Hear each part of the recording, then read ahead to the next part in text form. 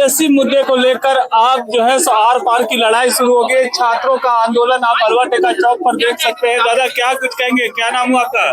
मेरा नाम सुमित कुमार महतो हुआ। क्या कहेंगे? क्या कहिएगा, ये झारखंड का दुर्भाग्य है कि 26 साल का झारखंड है और 14वां जेपीएससी हो रहा है झारखंड में, जबकि 26 होना चाहिए था। और सबसे बड़ा बात है, जो भी परीक्षा ली जा रही है सब में धांधली, गड़बड़ी, सेटिंग गेटिंग, पेपर लीक, ऐसे तमाम मामले आपको देखने को मिलेंगे। तो इसी को देखते हुए आज झारखंड के छात्रों ने निर्णय लिया है कि अब झारखंड की सरकार आत्मचिंतन करे, सोचे कि अगर झारखंडियों का हक नहीं मिलेगा तो झारखंडी जैसा दिल्ली में जंतर मंतर में जो पूरे देश भर के युवा जुटे थे, वैसे ही तमाम झारखंड प्रदेश के युवा राजधानी रांची में जुटेंगे। झारखंड सरकार सीआईडी और पुलिस के संयुक्त तहत जांच कर रही, लगातार पूछताछ हो रहा है। जो जेपीएससी के अध्यक्ष है उनसे हो रहा है, कई लोग गिरफ्तार भी हुए हैं। उसके बाद इस तरह का आंदोलन, एक बार रिपोर्ट आएगा उसके बाद कार्रवाई की मांग। देखिए, आप सीआईडी बोल रहे हैं और जो भी स्पेशल वो जांच करा रहे हैं, जांच करवाइए। सरकार जो जांच करा रही है, आप चोर को ही आप रखवाली करने बोल दिया जाए, वो हाल झारखंड का व्यवस्था का है। तो यहाँ जितने भी बड़ा अधिकारी हैं, पदाधिकारी हैं, सब भ्रष्ट हैं। और ये लोग जो जांच करेंगे उसमें अब किसी को विश्वास नहीं है, विशेषकर झारखंडी छात्रों को विश्वास नहीं है। अगर जांच ही कराना है सरकार को तो सीबीआई से जांच कराए, ईडी से जांच कराए, ताकि दूध का दूध और पानी का पानी हो। तो आप लोग मांग क्या कर रहे हैं? क्योंकि हम लोग का मांग यही है कि जेपीएससी और जेएसएससी का जितने भी चपरासी से लेकर चेयरमैन तक है, सबका रिफॉर्म किया जाए, जितने पदाधिकारी हैं सबको बदला जाए। और जो भी ब्लैक लिस्टेड कंपनी को यहाँ पर जो परीक्षा देने के लिए हायर किया गया था, वैसे ब्लैक लिस्टेड कंपनियों को यहाँ से हटाया जाए। ब्लैक लिस्टेड कंपनियों को हटाया जाए। इसी मांग को लेकर जो है सो लगातार प्रदर्शन चल रहा है। और कहीं ना कहीं ये प्रदर्शन जो है, सर जी क्या कहेंगे जेपीएससी के मुद्दे को लेकर? आपने प्रेस क्लब में प्रेस कॉन्फ्रेंस किया था और आज छात्रों का ये हुजूम हलवा टेका चौक में दिख रहा है, क्या कहेंगे? छात्रों का यह हुजूम जो हलवा टेका चौका पे जो है, ये गुस्से को प्रदर्शित कर रहा है। उनका फायदा उठाकर उसका रिजल्ट निकाला गया, उसमें भी क्वालिफाइंग पेपर का मार्क्स मेरिट में जोड़ा गया। और छठा जेपीएससी चला, 7वां जेपीएससी में देखा गया कि एक सेंटर को मार ही गायब हो गया। 11 जेपीएससी में अलग अलग सेंटर से वीडियो वायरल है कि लोग परीक्षा केंद्र से बाहर निकलकर फोन से कर रहे थे। 14वीं जेपीएससी में यह हालत है कि ओएमआर को रंगवाया गया।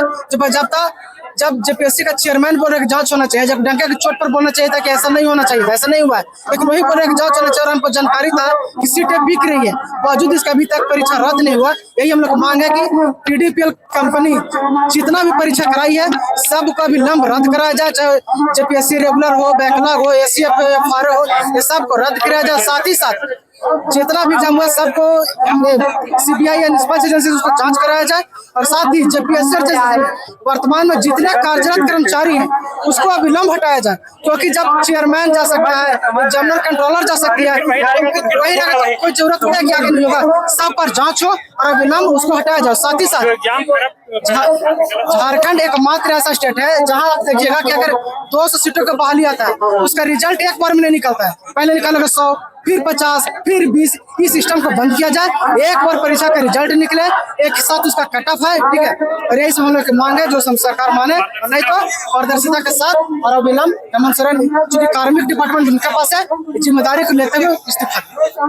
जो मुख्यमंत्री के आदेश पर जेपीएससी में जांच हो रही है, सीआईडी जांच कर रहा है और उसके अलावा जो है पुलिस के तरफ से जांच कर रहा है। लगातार जो अध्यक्ष है उनसे पूछताछ हो रही है, आज भी पूछताछ हो रही है। देखिए, सीआईडी जांच कर रही है, लेकिन सीआईडी जांच पर हम लोग इसलिए सवाल उठा रहे हैं क्योंकि सीआईडी का पूरा कंट्रोल मुख्यमंत्री के पास है, ठीक है। और जबकि जेपीएससी या सरकार में ही है, तो एक निष्पक्ष एजेंसी से जांच कराया जाए, चाहे सीबीआई दिया जाए, फास्ट ट्रैक कोर्ट का गठन किया जाए, हाई कोर्ट का रिटायर्ड चीफ जस्टिस या सुप्रीम कोर्ट का जजेस को आधार बनाकर उस पर एक कमेटी गठित किया जाए और निष्पक्ष जांच हो। कहीं ना कहीं आप जेपीएससी की लड़ाई सड़कों पर आ चुकी है और बड़े आंदोलन के रूप में दिखाई देने लगा है। आप देख सकते हैं लगातार हजारों की संख्या में जो है यहाँ पर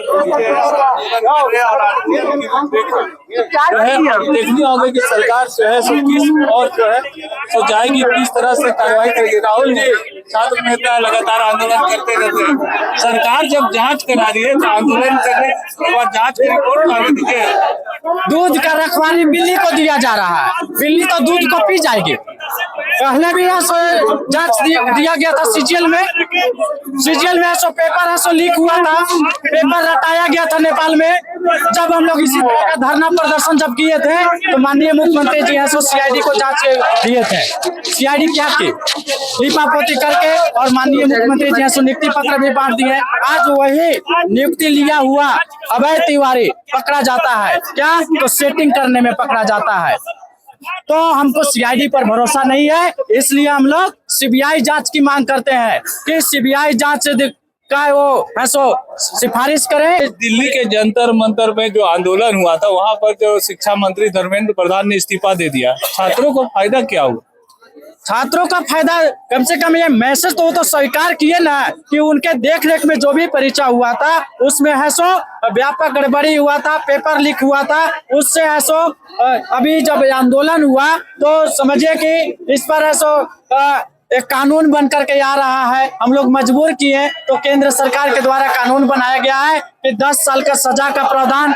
आज हम लोग आपके चैनल के माध्यम से केंद्र सरकार से भी मांग करते हैं कि जो लोग पेपर लीक करते हैं उनको फांसी है। और जिस तरह से दिल्ली में अब कार्रवाई हो रही उसी तर्ज पर जो है झारखंड की राजधानी रांची में भी कार्रवाई और इसी को लेकर जो है सो आज देख सकते हैं कि किस तरह से जो है छात्रों का आंदोलन चल रहा है। छात्र जो है सो जबरदस्त तरीके से जो है सो यहाँ पर प्रोटेस्ट कर रहे हैं। अब देखना ही होगा कि किस रूप में आगे जाता है। सहयोगी रिजवान के साथ मैं संजीत झा, कोयलांचल संवाद, रांची।